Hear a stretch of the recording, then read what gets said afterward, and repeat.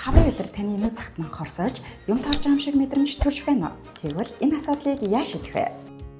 Тэгэхээр бид бүхэн нүд хураашилтанда хиймэл нулимс тусаасаар агаад ирдэг. Тэгэхээр нулимс тусаасны дараа ч гэсэн хурааших мэдрэмж байж л байдаг. Одоо хиймэл нулимс маань яг үндсэн шинж тэмдгийг эмчилж байгаас биш, шалтгааныг эмчилж чадахгүй байгаа гэсэн үг. Нүд хурааших өвчтний 70-80% буюу дийлэнх шалтгааныг бидний завхины ирмэг дээрх тосны булчирхай бүглэрэл эзэлж байдаг. Тэгэхээр энэ тосны булчирхай маань Монгол орны эрсдэр суурай урамсгал, улирал солигдох жишээ нь хаврын улирал илүү хурааш, тоос шороотой болох зэрэг шалтгаан бүглэрч идэг гэсэн үг. Тэгэхээр ингэж бүглэрснөөр нүдний одоо гадаргуу дээр тос ялгаруулж гарахгүй байснаас болоод ерөнхийдөө нүд хураашил явагдаад байна гэсэн үг. Энэхүү өвчтний одоо гэрээ нөхцөлтийн хэмжлэгээ гэвэл та гэрээр одоо бүлээн жин тавьж яж болно. За илүү хурдан үр дүн төрий тосны булчирхай ялгарстай сайжруулах хүсвэл IPL буюу нүд хураашилтын эмчилгээг зөвлөж байна.